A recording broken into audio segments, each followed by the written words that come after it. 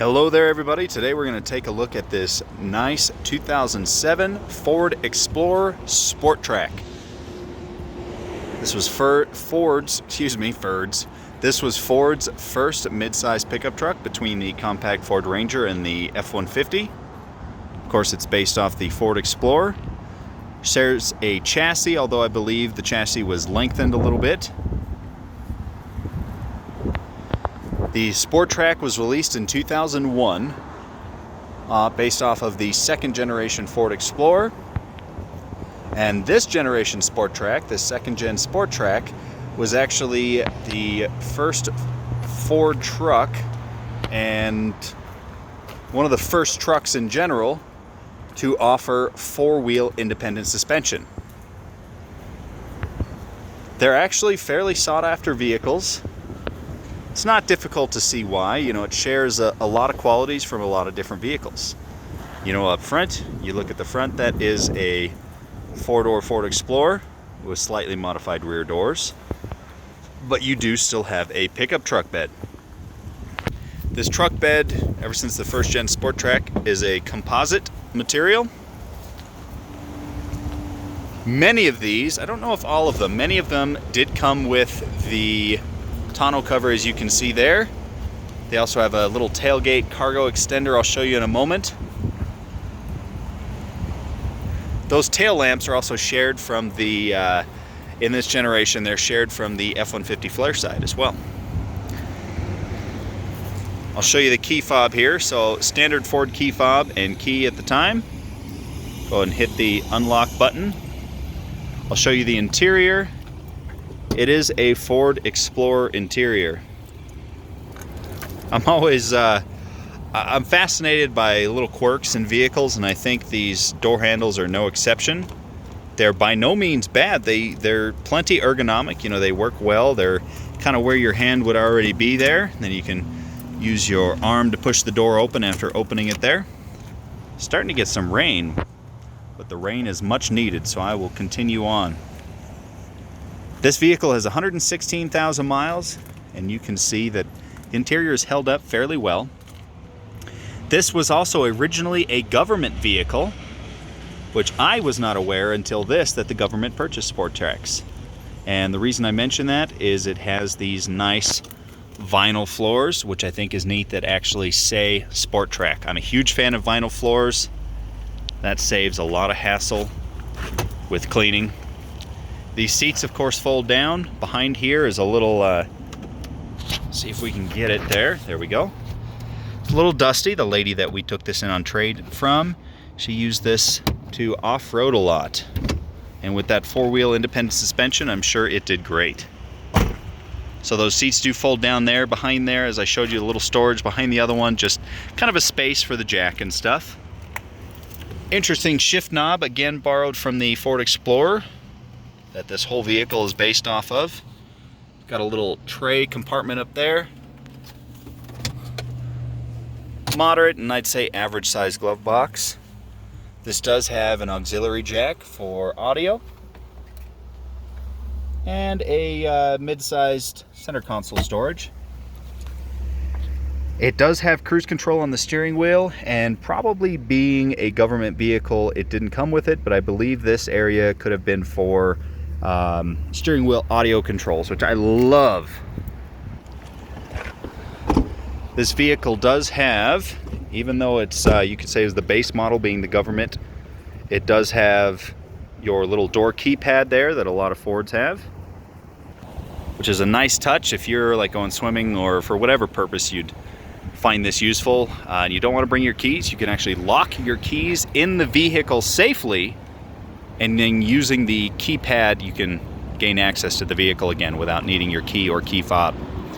Now under the hood here, you will find in all of the first generation Sport Tracs and most of the second generation Sport Tracs, you'll find a 4-liter V6, which is a fantastic engine, known for its dependability. It's pretty stout, and it's fairly powerful for what it is. It does the job, that's for sure, and I believe it's a 5-speed automatic transmission. The first generation Sport Trac, you did have the option of a 5-speed manual. They did away with it in this generation. It does have alloy wheels. They are painted alloy wheels, but they still look great. They also have these nice little tie downs. They are plastic, but they are solid and they feel pretty good. You're not gonna really have to worry about breaking those. So for the tonneau cover, you've got this little rubber sealer right there. It's just a push button mechanism. Opens right up. Again, we've got some dust from some off-roading. I'll have to come in here and scrub it. Believe it or not, I already did a little bit. But give you a good look at the space. So right in here, I tell you what I'll do. Let's just move this back. I'll show you that little cargo extender as well. There's the floor mats that come with the vehicle. This just simply lifts up and out, and then you've got little latches right there that you can click it in on both sides, and same process to flip it back. Anyway, right in here are they're on both sides, two little waterproof compartments. They've got a little rubber seal right there, and as you can see, there's no dust in there. So at least they kept the dust out. But yeah, that little rubber seal keeps them watertight. And I noticed you could actually, you know, if somebody enjoyed fishing or something, I believe you could use them as a live well, because what appears to be a little drain is down there. That little rubber thing in the bottom, or plastic thing in the bottom, I think is a drain hole. So kind of an odd use, but something that came to my mind anyway. You could fill that with water and use it as a live well if you go out fishing.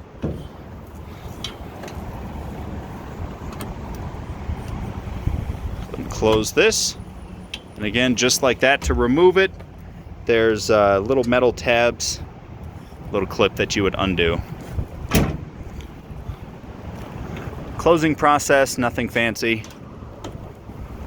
I don't like to slam it, so I'm not going to, but you also don't have to. As you can see, there's two of these little buttons on this. That way you can access it from either side, and this flips up that way as well. And this tonneau cover is something that can be easily removed. Now, this vehicle does also have a power sliding rear window, which is a nice touch. Let's do one more walk around in the vehicle, give you a good look at the exterior. The design features, if you will. I think they're pretty attractive. I will say, you do have a little bit of paint chipping off there, but not too bad. This does have running boards as well, as you can see. And the fuel filler cap, or the fuel filler, is on the passenger side. I'd have to take a look at a similar Explorer to see if that's something that was done on the same generation Explorer. I don't actually know. But a lot of the times with American-built vehicles, or at least designed vehicles, you see the fuel filler on the driver's side. So that's kind of an interesting little bit there. Let me show you the interior one more time. The reason I'm doing that is I just want you to see how it has held up across 116,000 miles, which is not a lot, but nonetheless, this vehicle was not babied, but is still in pretty excellent condition for the year and mileage. You have to consider this is 12 years old as of today. Power windows, mirrors, and door locks all the way around. And really, you can barely see it, you know, that kind of lighter spot right there. That's the only wear you're really going to find. The seat fabric has held up well. The interior plastics have held up well. I have not found any broken interior components. Does have a CD player. Climate controls are very easy to use and understand and read. And it has a push button 4-wheel drive system. So normally what you do is you just leave it in the 4-wheel drive auto setting, and that's going to keep it in 2-wheel drive 99.9% of the time, unless it senses like excessive wheel slip. and you're going below a certain speed, it may automatically engage the four-wheel drive, or with the push of a button you can keep it locked in four-wheel drive high or four-wheel drive low. And the gauges are similar in that they're easy to read, easy to understand, nice and clear. You've got a fuel gauge and a temperature gauge on the far sides there. There's your headlight switch. It does not come equipped with auto lamp or auto headlights, and that may be because this was a government vehicle and kind of optioned out as base as you could get, although I'm surprised it does have the power sliding rear window.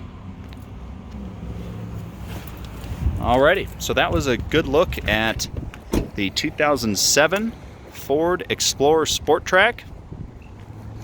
With the introduction of the newer Ford Ranger that Ford recently re-released here in the States, I don't expect this vehicle to make a comeback, just simply because the Ranger is about this size now, perhaps even just a hair larger. But nonetheless, these definitely do have their market, or had, you could say. A lot of people love these things. They're fairly capable off-roaders from the factory, and they're relatively good-looking vehicles as well. This one as well, I believe, because of being a government vehicle, has a fairly heavy-duty hitch. Or hitch receiver, rather. Now, an interesting thing as well, you see XLT there. So in the past, XLT was actually Ford's top trim level. That is no longer the case, and I find that interesting, you know, how things evolve.